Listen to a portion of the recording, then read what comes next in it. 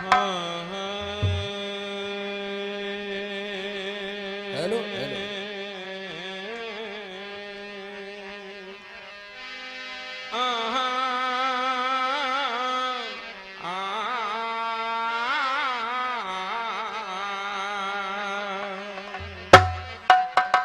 तो लीजिए, कहना है सांझ ढली है, दिन छिपने वाला है, छिप ही गया लगभग, ये मानिए।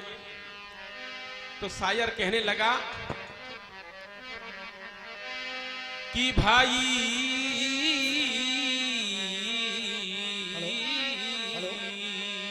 और क्या कि भाई एक साहब घर से चले, और क्या बेटे, एक अंधे पर नजर पड़ी, एक हाथ में थी लकड़ी तो एक हाथ में बंधी घड़ी।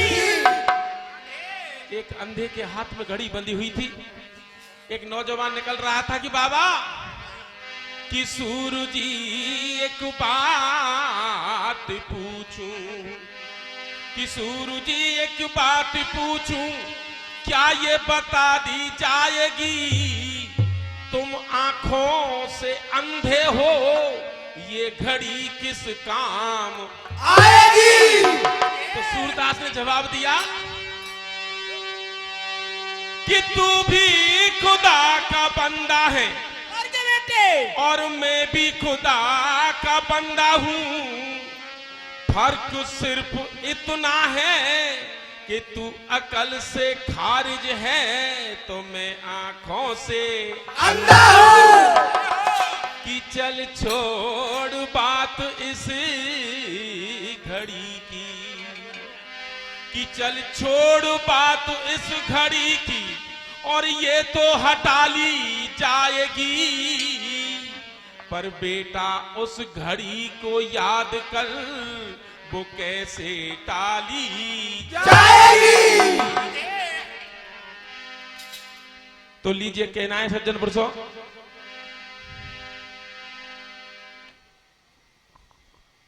एक छोटा सा प्रसंग रख रहा हूं, समय देश काल के हिसाब से। हेलो, कि एक बार राजा दशरथ ने अपने राज्य का पूरा वैभव, अर्थात में कहूं धन संपत्ति, अपनी प्रजा के अंदर वितरित कर दी, बांट दी गई। और क्या, और राजा दशरथ वन विहड़ में तपस्या के लिए चले जाते हैं। सज्जन पुरुषों, समय व्यतीत होने लगा, अकाल पड़ गया, अकाल घोषित हो गया। और क्या बेटे, जंगल के सभी पशु पक्षी जल से तृषित त्राह त्राह करने लगे।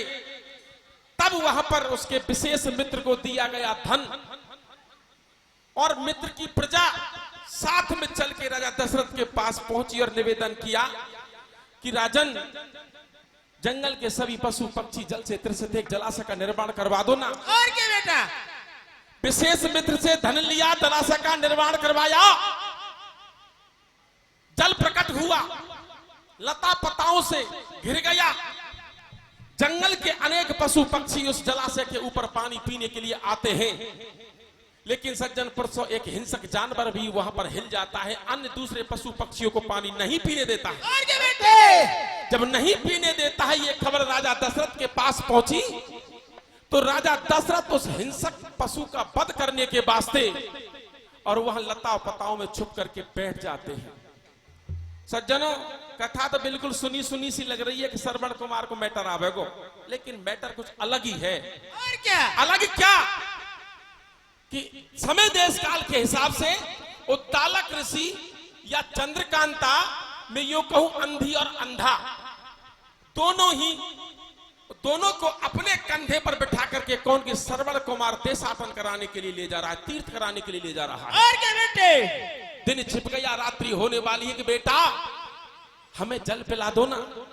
एक सुंदर से वृक्ष के में उनको रोका, छाया में रोका, कमंडल उठाया, सरोवर की तलाश में पहुंचा, संयोग से उसी सरोवर के अंदर पहुंच जाता है।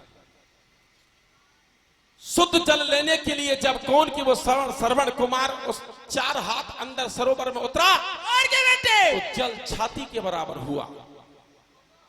जब छाती के बराबर जल था, तूमी को डुबाया। तूमी में पानी भरने की गुड़गुड़ की जब आवाज आई, लता पताओं में छुपे बैठे राजा दशरथ ने शब्द भेदी बाण का लक्ष्य संधान कर और दिया। क्या, शब्द का मतलब है कि जब छाती के बराबर वो तूमी थी तो गुड़गुड़ की आवाज आई, तो उस किनारे को राजा दशरथ ने अपने धनुष से जो तीर मारा, बाण चलाया, उस तूमी के किनारे को विदीर्ण करता हुआ और क्या बेटे, श्रवण कुमार की छाती में धस जाता है। हाय पिताश्री कहकर के श्रवण कुमार दहाड़ मार के किनारे पर गिरे, रोने लगे, तड़पने लगे। और क्या, जब एक पुरुष की जब आवाज आई तो राजा दशरथ ने सोचा, एकदम से नीचे उतरे, दौड़ के आए, अंक में उठाया, गोद में उठा लिया और क्या बेटे, और गोद में उठा करके पूछा कि ये तो श्रवण कुमार है।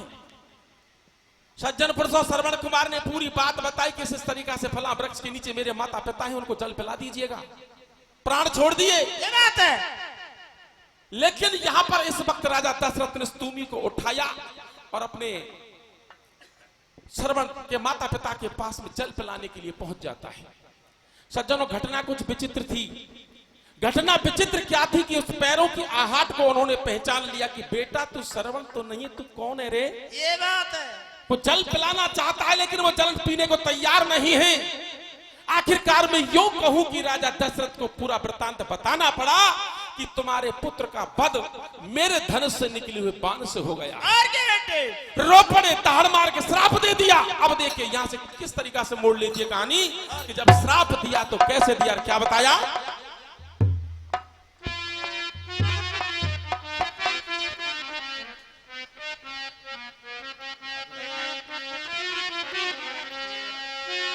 हर तेरा बाण तो को राजा। देखिए क्या घटना घटी कि राजन जिस बाण से, अब समझने का प्रयास करेंगे कि जिस बाण से तूने मेरे बेटे का वध किया है, बोला कि हाँ, कि वो बाण ही तेरी मृत्यु का कारण बनेगा, ये श्राप दे दिया। और क्या, हर तेरा बाण तो को राजा, एक दिन मारे रे मारे तो है मारे, इमारो श्राप लागे, इमारो श्राप लागे, इमारो श्राप लागे।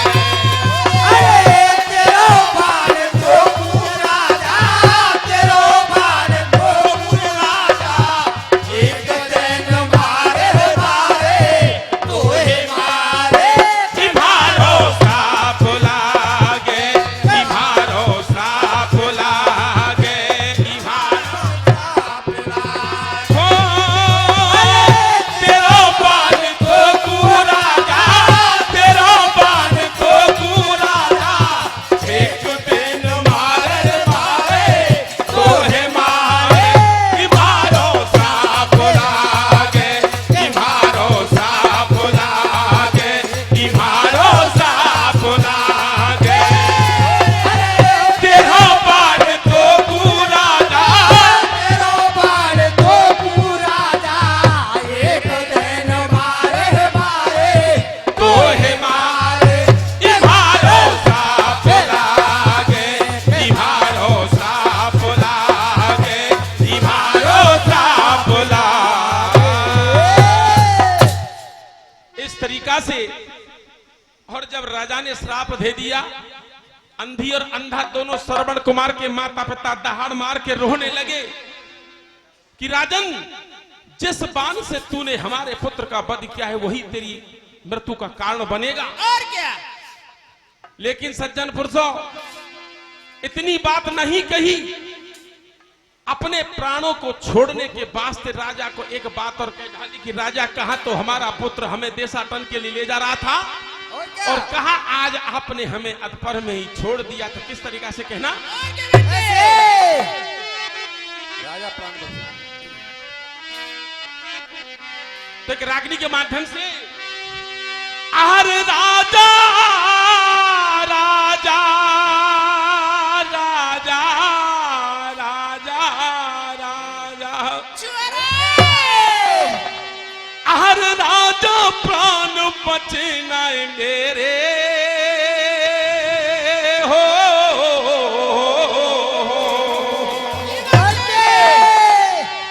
अरे राजा प्राण बचना मेरे, दिन दियो करे जा चीर सबर मोहने बनाया वे, अब कौन बनावे धीर सबर मोहने बनाया वे, अब कौन बनावे धीर।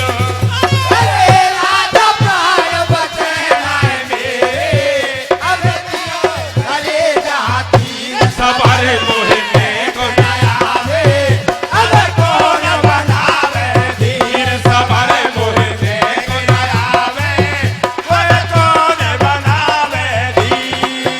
हे राजा प्राण बचना है मेरे, दियो करे जा चीर सबर मोहने बनाया वे, अब कौन बनावे धीर सबर मोहने बनाया वे, अब कौन बनावे धीर। अरे राजा प्राण बचना मेरे, दियो करे जा चीर सबर मोहने बनावे, अब कौन बनावे धीर सबर मोहने, बनावे, अब कौन बनावे धीर।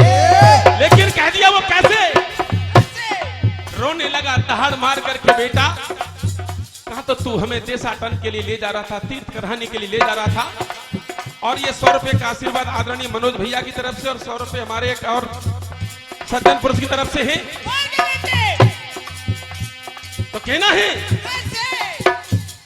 कारिक कारिक ख्याल पटी जाए छाती, बादल तेरे फाड़ दिए। कर कर ख्याल बची जाए साथे, पहले फाड़ दिए।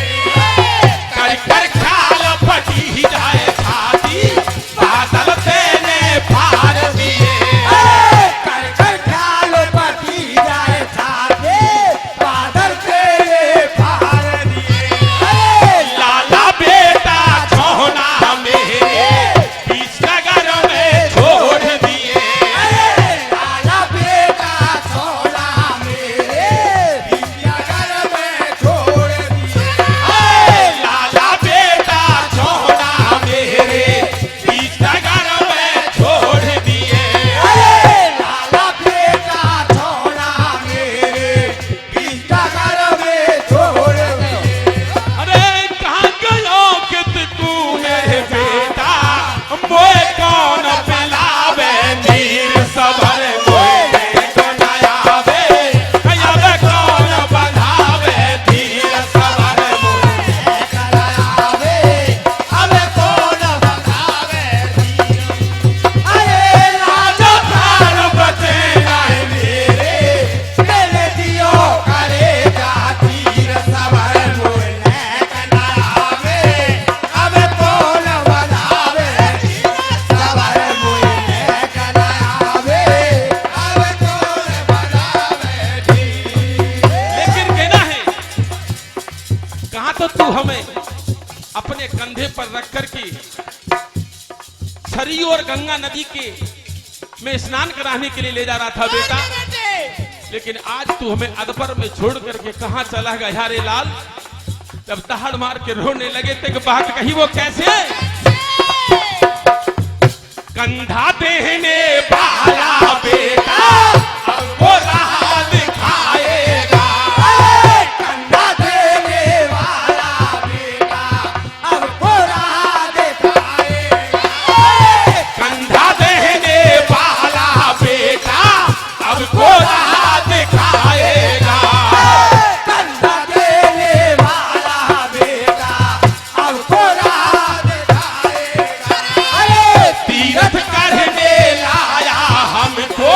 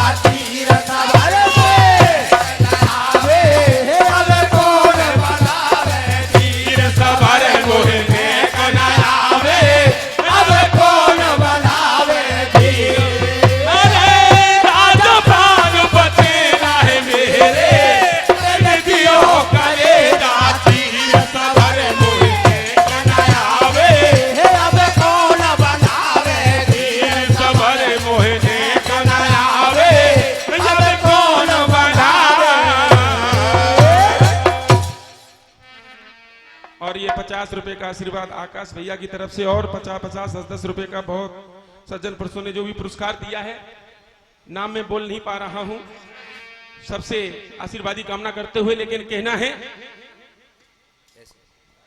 सज्जन पुरुषों, कुछ बात आगे और बनी।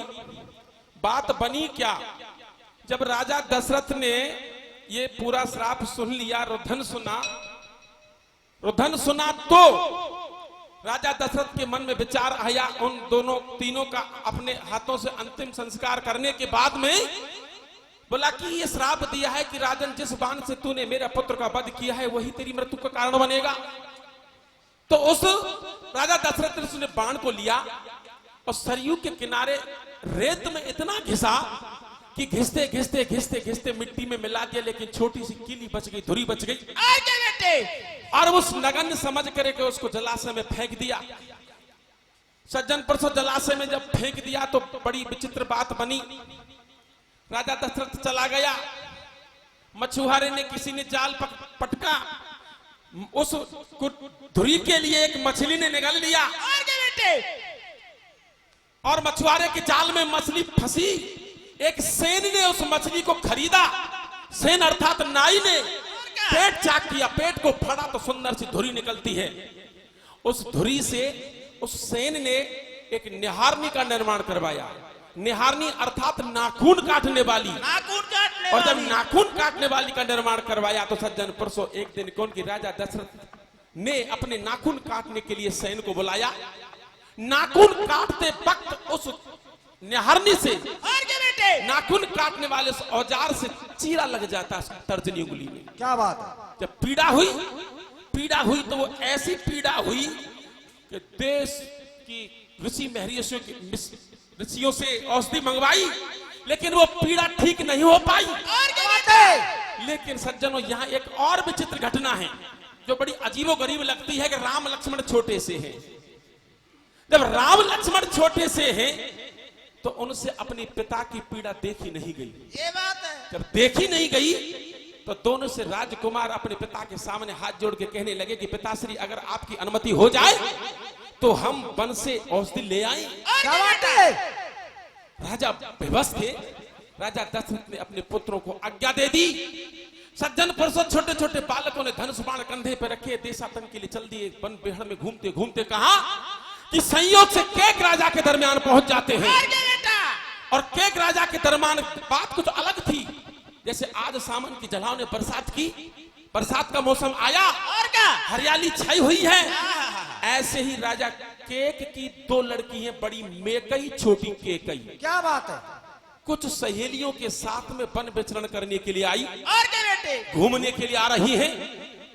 मेकई बड़ी बहन झूला झूल रही है बगीचे के अंदर, और क्या, छोटी बहन केकई कुछ सहेलियों के साथ में वन विचरण कर रही है।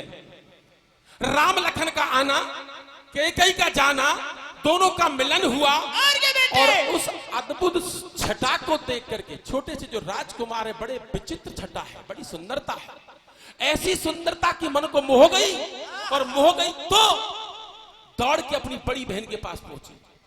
और बड़ी बहन मेकई कहने लगी कि बहना देख, मैंने मेरे जीवन में ऐसे राजकुमार कबू ना देखे। और क्या, बोल कैसे कि सुन के सुना तो क्या बताने लगी। कैसे।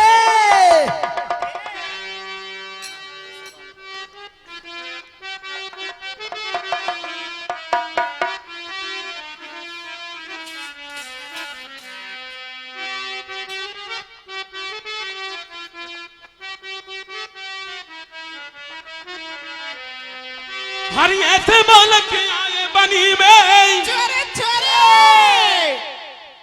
केकई ने कहा कि ऐसे बालक आए, कैसे आए? अब बड़ी बहन पूछ रही है, छोटी जवाब दे रही है, हरी ऐसे बालक आए बनी में, कहले करूं बड़ाई, मेरा चैन पहन लूटा जब की माला तोड़ना, मेरा चैन पहन लूटा जब की माला तोड़ना।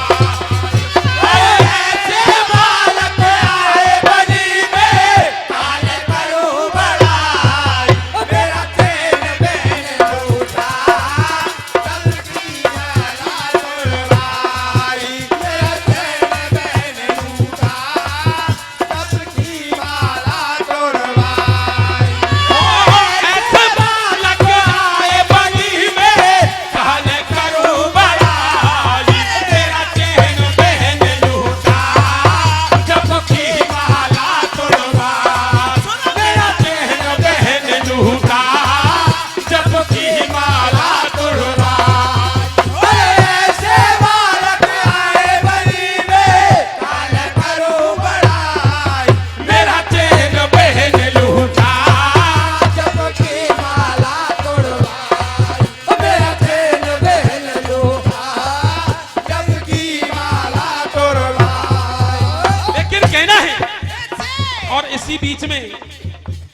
का आशीर्वाद और 50 रुपए आदरणीय वीर सिंह जी अध्यापक स्थानीय निवासी चटनगला, उनकी तरफ से 50 रुपए का आशीर्वाद है। लेकिन जब छोटी बहन मेकई ने केकई ने बड़ी बहन मेकई को बताया कि मैंने ऐसे सुंदर बालक कबू अपने जीवन में ना देखे कि बिना ऐसा है क्या उनमें, तो एक लाइन के माध्यम से घंटी भी बजी है पीछे और बताया कैसे। जिनके दो मेनका चुरारे चले बानो बीच जैसे सिंह मतवाले। जिनके दो मेनका चुरारे चले बानो बीच जैसे सिंह मतवाले। जिनके दो मेनका चुरारे चले बानो बीच जैसे सिंह मतवाले। जिनके दो मेनका चुरारे चले बानो बीच जैसे सिंह मतवाले। राम लखन दो घूमत आए के कहिने फेरो पास बुलाए। घूमत आए के कहिने फेरो। पास बुलाए। लेकिन एक बात कही कैसे, हर कैसे आए आज बनी में कहले करो बड़ाई मेरा चैन पहन लूटा जब की माला तोड़वाई। मेरा चैन पहन लूटा जब की माला तोड़वाई। अरे ये बालक आए बनी में कहले करो बड़ाई मेरा चैन पहन लूटा जब की माला तोड़वाई। मेरा चैन पहन लूटा मेरी दी माला तोड़वाई। और चलते चलते और ये 50